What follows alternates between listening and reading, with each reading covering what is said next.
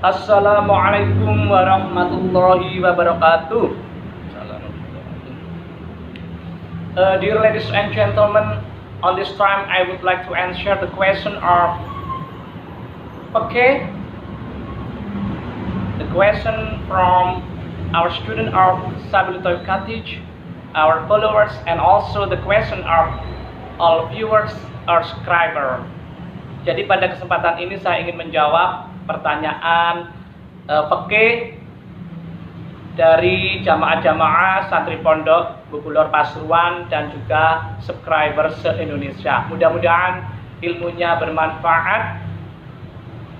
I hope our answer and our science is very useful for us and also for all viewers and subscriber, I think. Pertanyaan pertama, bagaimana hukumnya merokok menurut Al-Quran dan hadis? Ini jawaban saya dan juga jawaban seluruh kiai dari MUI, Majelis Ulama Indonesia se-Indonesia. Merokok hukum pertama adalah makruh. Contohnya yaitu jika kita merokok di suatu tempat, di mana di tempat tersebut tidak ada seseorang, 2 orang atau lebih dari 2 orang. Jadi merokok itu hukumnya pertama makruh, boleh tapi kurang baik. Karena tidak mengganggu orang lain jika kita merokok sendirian tanpa ada orang lain. Yang kedua, dari pertanyaan pertama, merokok itu hukumnya haram. Merokok hukumnya haram. Dalilnya la dororo wala diror. Kanjeng Nabi dawuh qala Rasulullah sallallahu alaihi wasallam la dororo wala diror. Janganlah membahayakan diri sendiri, merugikan diri sendiri dan merugikan orang lain. Haram contohnya jika kita merokok di depan orang banyak atau merokok di suatu tempat di mana di tempat tersebut ada seseorang, 2 orang atau lebih dari 2 orang, itu hukumnya haram. Kemudian pertanyaan yang terakhir atau yang kedua, bolehkah seorang dokter atau profesi sejenisnya mengobati pasien pada aurat pasien, mungkin kena penyakit ambeien, kencing batu dan lain-lain, karena pasien, tabib atau profesi sejenisnya dan pasiennya itu bukan muhrimnya, yaitu pengobatnya laki-laki, pasiennya perempuan. Bagaimana hukumnya kalau sampai memegang-megang aurat, baik aurat yang depan atau yang belakang?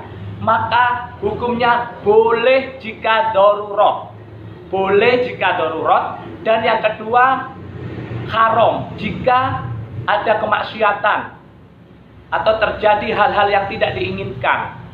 Kesimpulannya, mengobati pasien yang bukan sesama muhrim dengan yang mengobati, hukumnya pertama adalah boleh, yang kedua tidak boleh jika menimbulkan maksiat. Hukum yang pertama boleh atau halal ada dalilnya di dalam hadis sahih. Kanjeng Nabi dawuh bismillahirrahmanirrahim. Qala Rasulullah sallallahu alaihi wasallam, idza ta'arada dararani ukhidha akhafuhuma. Saya ulang, idza ta'arada dararani ukhidha akhafuhuma. Jika kita dihadapkan 2 kemudorotan atau lebih, maka tempuhlah kemudorotan yang lebih kecil. Jika kita dihadapkan 2 kemudorotan atau lebih, maka tempuhlah kemudorotan yang lebih kecil. Jadi boleh karena darurat. I think enough our answer from your question. I hope our science, our answer will be useful for all of us, and I say very sorry if I have a lot of mistaken to all subscriber, and I say thank you very much for our family, friends, donator, subscriber, and everybody who watch our channel. Thank you. Wassalamualaikum warahmatullahi wabarakatuh.